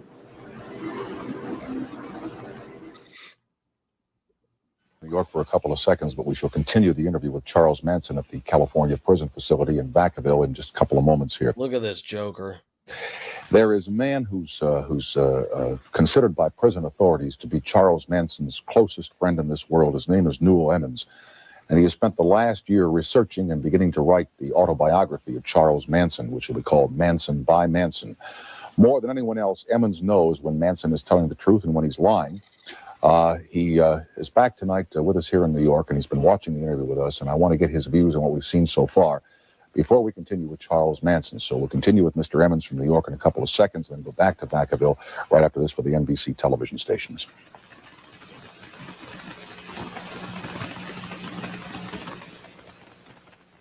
Manson in the California prison shortly, but here in New York is a gentleman who, in the words of some authorities, knows Charles Manson better than most people. His name is Newell Emmons, who went to see Manson about writing a book a year ago, and they've spent over 300 hours since. We hired Newell Emmons as a consultant for tonight's program, and he's here this evening to discuss the interview and help us understand what's going on in the mind of Charles Manson. Before that, Mr. Emmons, could you just briefly trace your relationship with Charles? I don't remember this part at all.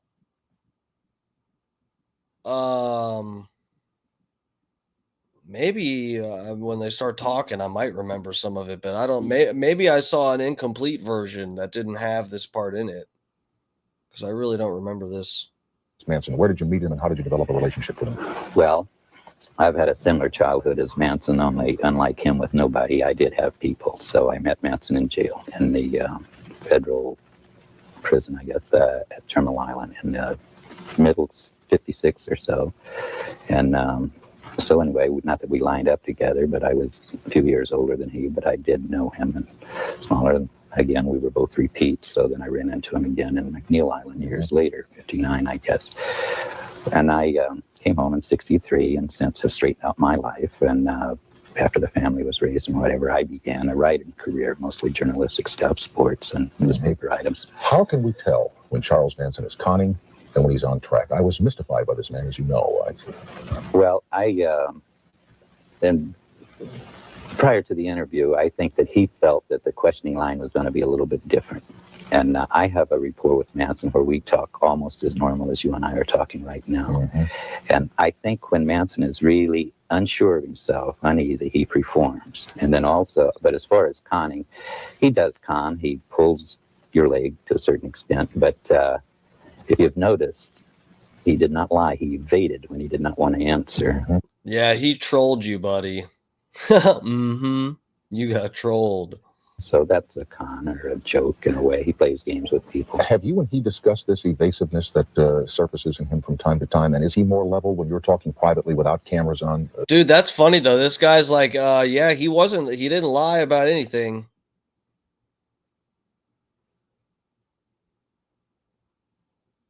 Dark Match Gene. Dark Match Steve, if you were locked up with Manson, would you be the one in charge of the cell, or would he do his mind games on you, bro? I'd make Manson my follower. I'd make him go kill somebody for me.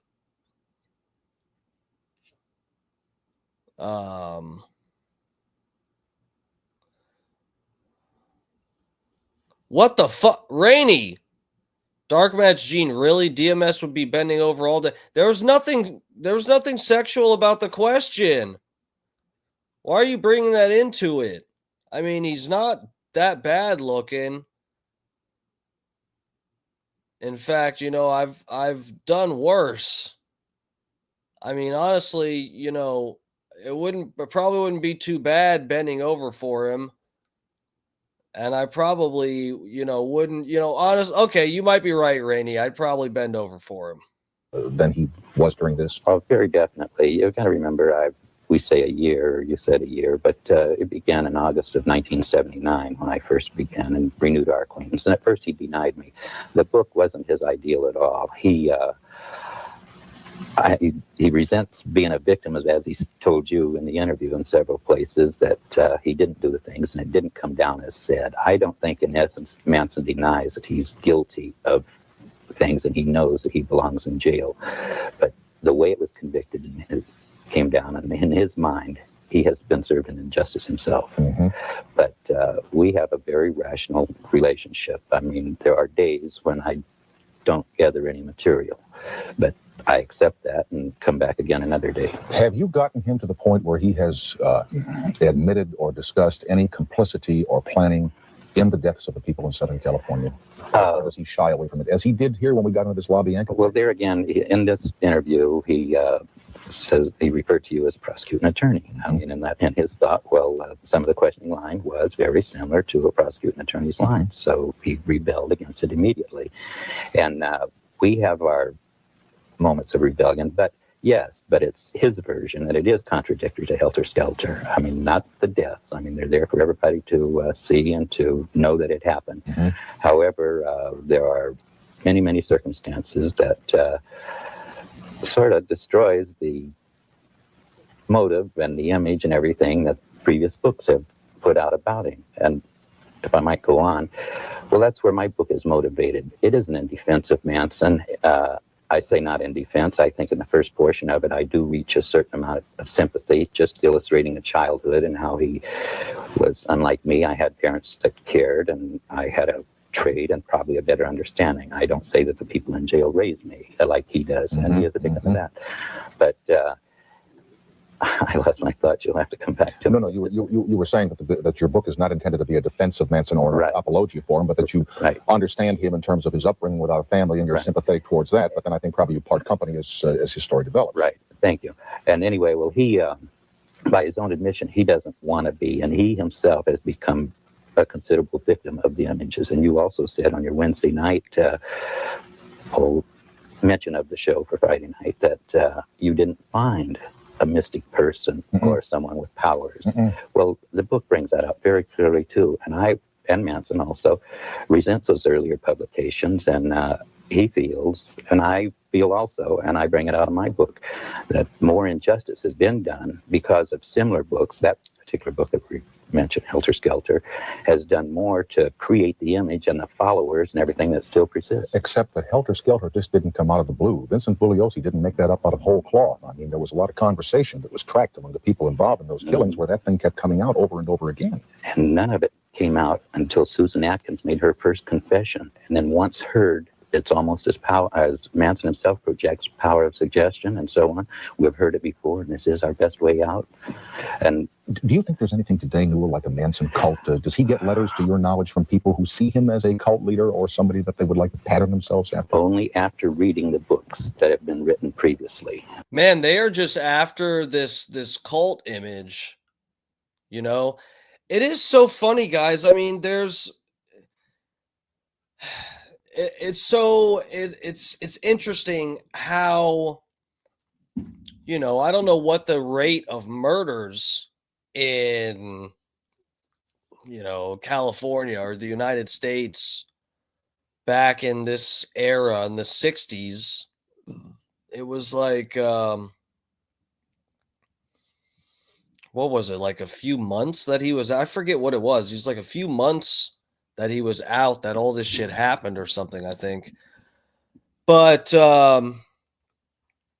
yeah, that was another weird thing about him being a cult leader and having all these followers and stuff. That is one thing that got my attention too with this, is when I found out the amount of time that Manson was out of jail and met up with these people and had followers and stuff.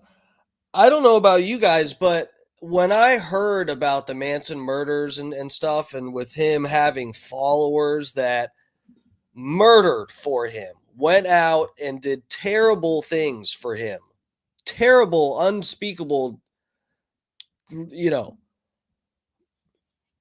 taking out a pregnant woman, Sharon Tate, and she asked them to cut the baby out, and they just like stabbed her like 100 fucking times, doing that kind of shit.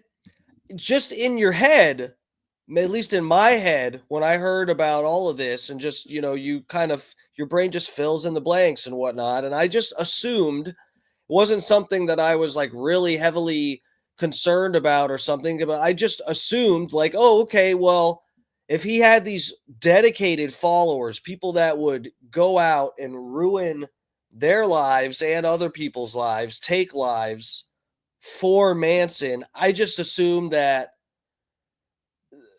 these were people that followed him for like years. If you didn't know about Manson being in jail most of his life, I mean, you'd probably assume, like I did, like, oh, Manson had these followers because, he's been out and about getting followers for years, and these people were dedicated to him because he had a cult, and they followed him for so many years that eventually he convinced them to do all kinds of terrible things. And eventually, it starts off like, oh, just go rob somebody, go steal this car for me, go do this, go do that. And eventually he keeps pushing the envelope and gets them to commit murder. I just, in my head, I assumed this is something that took years, maybe decades. Like, that's just sort of like the assumption I had. And it was like months or something. This is just another thing to me it's a red flag a little bit. That doesn't make sense to me. Guys, I feel like, and this isn't, Manson's dead. It's not like we're going to get him out of jail by trying to, get philosophical and figure out some way that he's not guilty. Okay. I'm just saying for argument's sake or whatever, it's just like, it's one of those things where you just go, man, if it wasn't Manson, it seems like it could have just been anybody else or something. If there wasn't something weird going on with Manson being some kind of fucking MK Ultra agent that got these people to do these terrible things because of the CIA or whatever the fuck being involved, which is a whole theory that was broken down on Rogan's podcast. And, if that's not part of it, then these fucking people that did this were already just broken human beings. Or so, like, it's so hard to make sense of people only being around this guy. I know it was less than like a year. Hold on. Let me see if I can look this up, because this was one thing that stuck out to me when I first found this out. When I realized Manson was in and out of jail, in and out, and then he gets out at one point and is surrounded by these fucking kids, and then it's like within months or something. I think it was less than a year.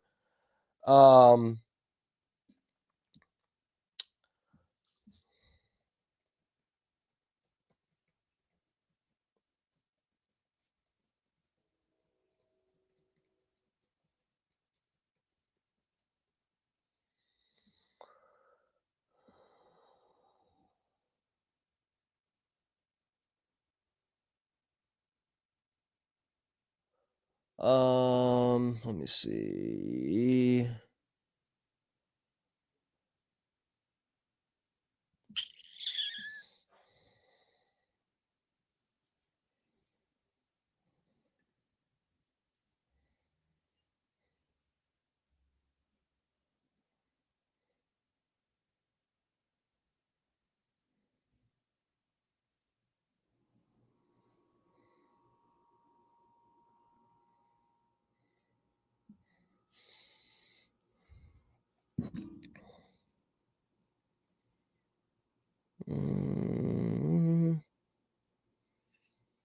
Yeah. Okay. Hold on.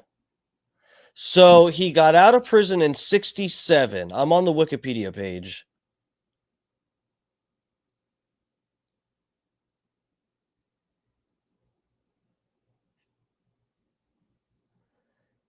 But yeah, by the time he got released from prison in 1967, he began attracting accolades in the San Francisco area. They gradually moved to a rundown ranch called the Spawn Ranch. The murders happened in 1969.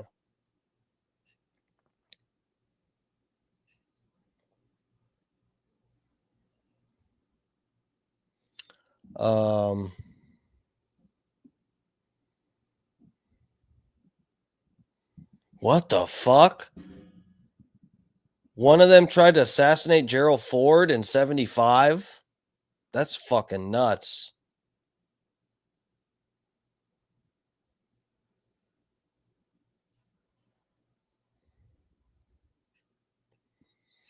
Yeah, so dude, this is what I'm talking about. It just seems like hold on. Formation. Let me bring you guys to the Wikipedia page just for a minute. Holyoke Joe. When DMS counts his brain cells. What?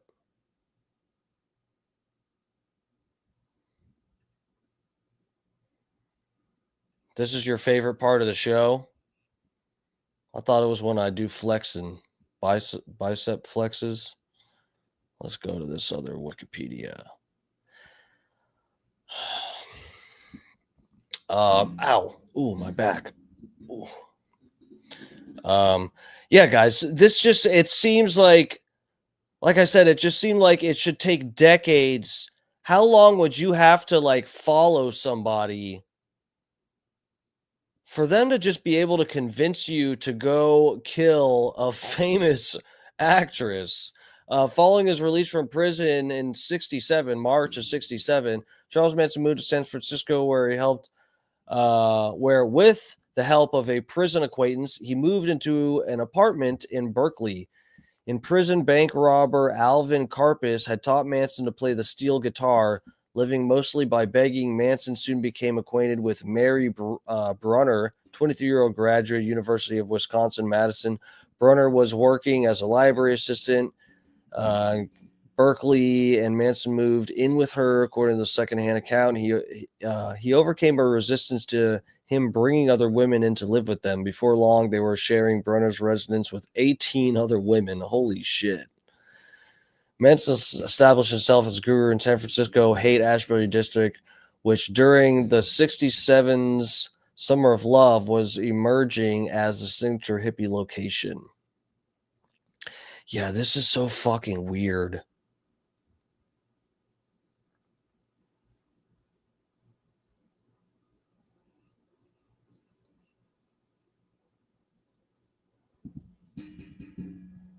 Allegedly taught his followers that they were the reincarnation of the original Christians.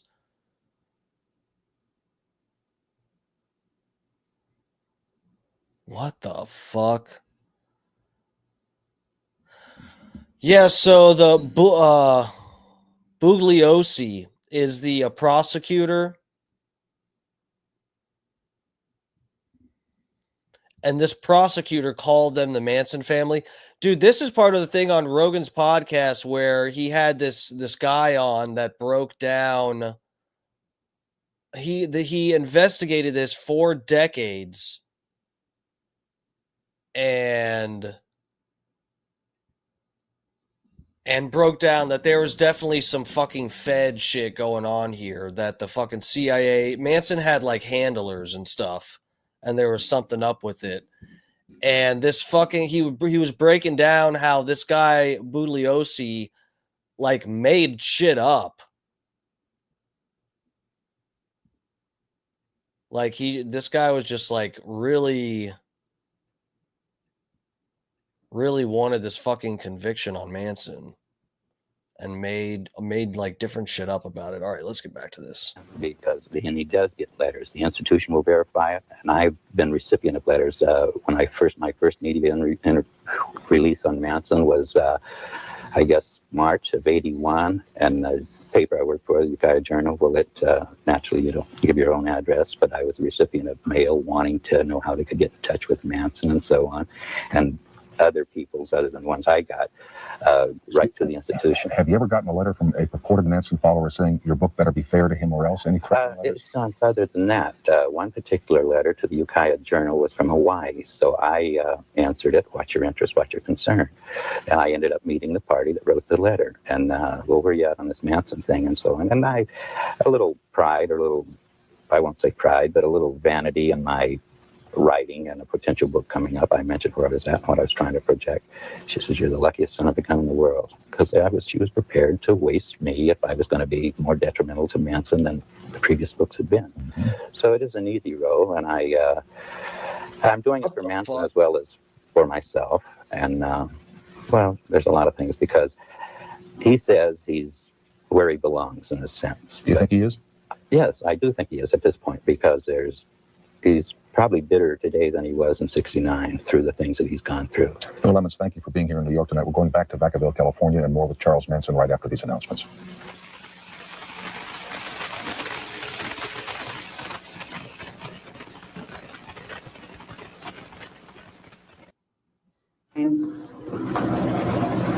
He is? You know, you were sentenced to the gas chamber and then they modified the death penalty. Were you happy when that was done? Was I happy when what was done? When you found out that you weren't going to the gas chamber. You're talking about dying. Now, it gets me nervous. Why? Did you have any thoughts about something? Was you wanting to go anywhere? Were you happy when you found out you weren't going to go to the gas chamber, Charles? I knew I wasn't going to go to the gas chamber because I hadn't done anything wrong. You scared to die?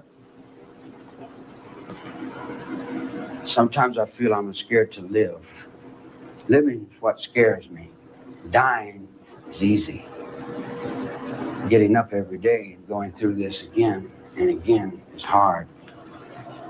So I'm carrying a heavy thought. See, the thought I'm carrying is very heavy. Like I'm on a football team and everybody's. And I'm a little guy. I don't have no home team. You got all the home. I got one cheerleader or one coach. See, you got me at a disadvantage because I'm on your ground. See. So, and this is your street, I reckon. You got the cameras and the money and the things.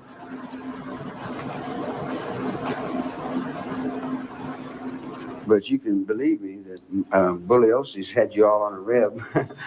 And all them guys that sold you most of that stuff sold you a bunch of things that weren't real. Not to me.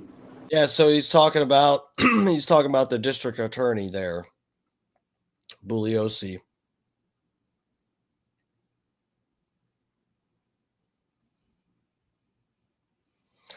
A funny face. Dude was crazy smart, but then also plain crazy.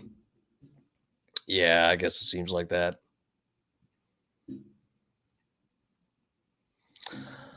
Look, when you cut a guy's ear off and then your friends murder him,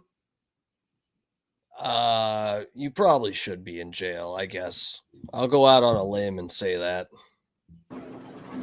We used to have games we would play. On the movie set, we would take on different people. I'd be Riff Raff Rattles. And Steve would be John Jones, just come in from Minneapolis and driving the truck. The DMS cult. DMS is grooming us. Not to be in a cult, I'm grooming you sexually. I want that ass, Joe. And we just take other people and play act other people. And then we lost track of who we were. And it went off into other dimensions and levels of thought and understanding and comprehension that were beyond most people's minds, functions, computers, data. So all I did was watch and learn everything I could from everybody I ever met. Then when I got out of prison, I just walked around. I didn't tell nobody to do nothing. I said, do what you want to do. Don't tell me what to do. I don't like people telling me what to do. They just come from a place where they told me what to do all my life. You know, I want to find out what to do for myself, you know. I never did. Not yet. But I was going to take a trade one of these days, maybe learn to be a welder or something. Where do you go? Till I can get to the front gate anyway.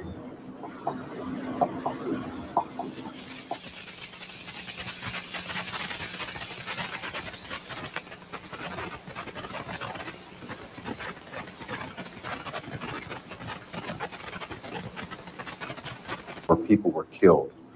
How did you get involved in that drama? Well, I was born illegitimately. That put me on the other side of the law. I've been an outlaw ever since I was born. I went to reform school when I was about 10, and I learned to box and cry, and I learned to do all the things that you do in reform school. Then I escaped there a bunch of times, and I went to prison, and I learned everything that you do in prison. And I talked to all the guys and asked them everything they knew, and they told me all the things they knew. And then I went to the end of it, and then the old man would be ready to die, and he'd say, well, son, sincerity is the best gimmick, remember that. And I said, all right, be sincere, that'll win it. He said, that's it. Sincerity and honesty, he said, it'll do it. It'll trick them every time.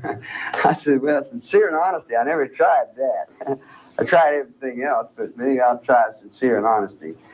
So then I looked in the book and it said, the wages of sin is death. Now I figured, well, I don't want to die, so maybe I have been sinful here. Maybe I am wrong. Maybe I'll take a look at my life and say, well, I'm going to change it and start all over. You know, and I know I go to God and I say, hey, man, you're going to forgive me? And he's going to say, what do? You forgive you? Then what do you come to me for? Forgive yourself, man. Don't be bothering me. You know, and I think, well, he must be a big, mighty God, man. He just, you know, he ain't got time. You got to make an appointment or something, you know. So I see the whole aspect of the whole trip for children to play, you know. And then I get stuck in the game of playing the goat here, or the lamb, or the some other trip. I was a teddy bear, and then I was a goofball, and whatever. And what is the real one?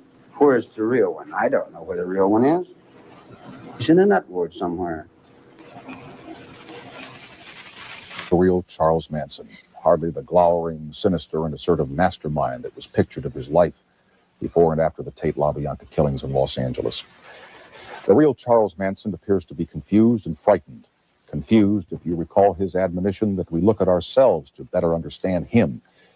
Yet each time I pressed him on details about the murders, Manson could not even look at himself, nor his relationships with his mother, his wife, and his son. And he's frightened. During our conversation, you recall Manson said, I'm living, aren't I? They let me live, didn't they? Followed by that little nervous laugh. The man does not want to die. I think he's frightened by death, and I think that he is as scared of us as we are of him. I get the feeling he'll be quite content to spend the rest of his life playing mind games in the jailhouse. And I also believe that Charles Manson knows exactly what he's done. He didn't have the guts to say any of this to Manson's face. So he's throwing it in now. He realized he got trolled for like an hour. And yeah, now he's adding this in at the end. A word about what you might think was my belligerence with Manson. I lived in Los Angeles all during his trial. I still live there from time to time, in a quiet neighborhood just across the canyon from where Sharon Tate and the others were murdered. At work by day, I broadcast the 6 o'clock news in Los Angeles, the whole story of the trial, the shaved heads, the car foreheads, the harangues and threats in the courtroom. And by night, I tried to assure my young daughter that, yes, even though the murder house was close by, Charles Manson and company were under lock and key, and there would be no creepy crawlers in the night. So it was that Manson I was listening to, and not the one who now sits alone in a faraway prison, where, barring a most perverse miracle, he will spend the rest of his life. Thank you for watching, and good night, everybody. Wow.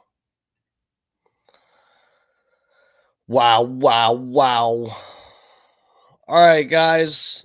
So, guess what? Tomorrow is...